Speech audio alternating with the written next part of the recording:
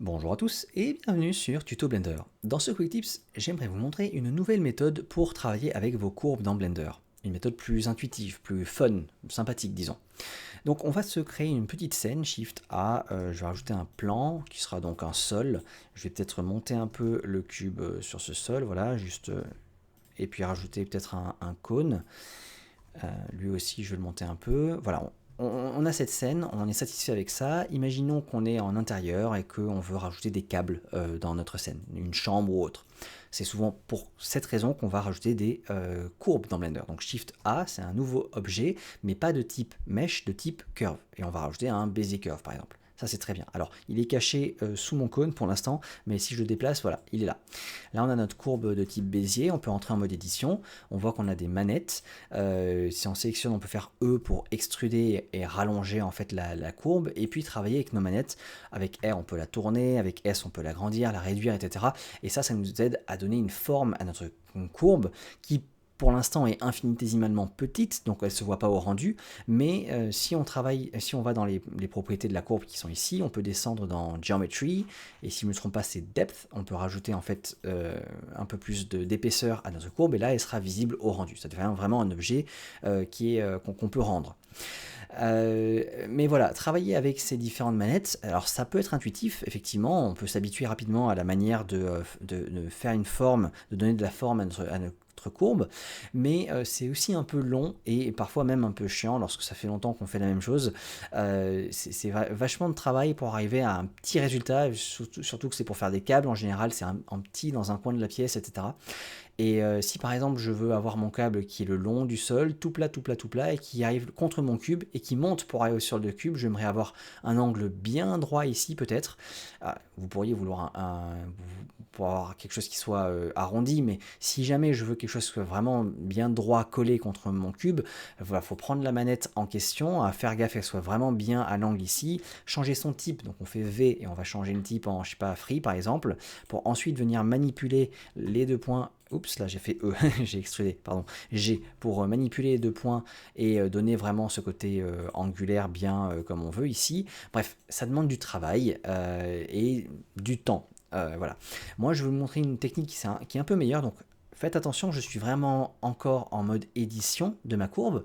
J'ai sélectionné tous les points de contrôle, toutes les manettes, et je vais faire X pour les supprimer. Là, j'ai mon point orange, là ici, donc l'objet existe encore bel et bien, hein. Bezier Curve, ça existe encore, je suis dedans en mode édition, sauf que l'objet ne contient plus aucune donnée, donc il est vide.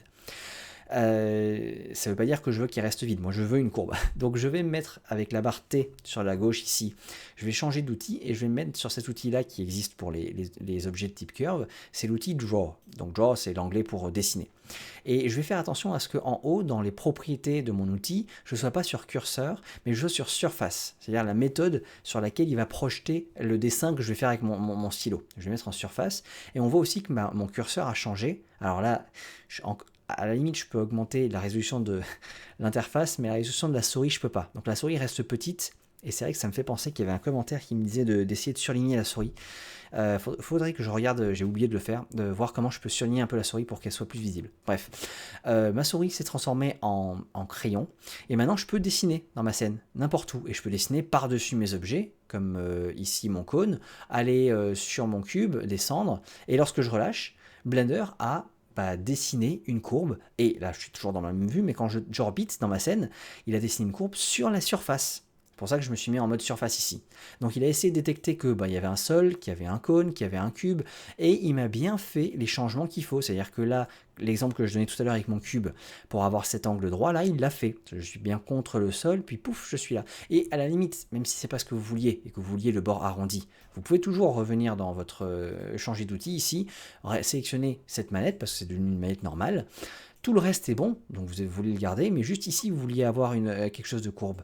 Vous pouvez venir ici, faire V, changer le type pour Align, par exemple, hop, et remodifier juste une fois une des courbes, là, pour que ce soit comme vous le voulez, quoi. Ici, et là, voilà, vous avez quelque chose qui est courbé ici, et vous n'avez pas votre angle droit, mais vous n'avez que ce changement-là à faire, alors que bah, tout le reste c'est plutôt bien quoi. C'est propre et vous avez quelque chose de bien. Il a vraiment bien calculé ici de quoi les bons points de contrôle qu'il fallait faire. Il n'en a pas rajouté de 100 000 pour faire la bonne courbe.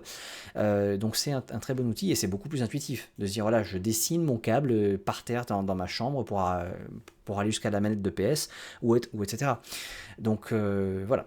Donc souvenez-vous, faire bien attention lorsque vous êtes en mode draw ici de vous mettre en surface, d'être en mode édition de la curve, de l'objet curve, et de supprimer tous vos points de contrôle. Et puis ensuite, vous pouvez dessiner, et rien n'empêche de faire d'autres dessins, de faire plus de dessins, etc. Et il va vous rajouter plus de courbes. C'est vachement pratique, c'est super marrant comme manière de faire, et ça va beaucoup plus vite aussi. Voilà, j'espère que ce quick tips aura été utile, que ça vous aura plu, que vous aurez appris quelque chose.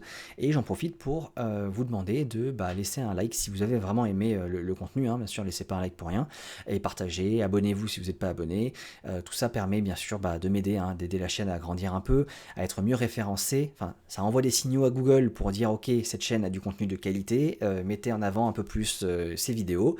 Et moi, ça m'aide beaucoup. Merci sur ce, je vous dis à la prochaine et portez-vous bien surtout.